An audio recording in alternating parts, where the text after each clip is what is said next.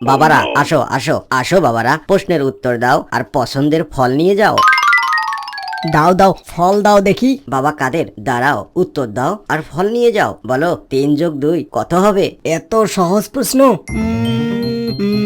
5। আমাকে আপেলটা দাও, আপেল খেতে আমার খুব ভালো লাগে। নাও নাও জলদি নাও, ভিড় করো না তো বাবা, যাও যাও।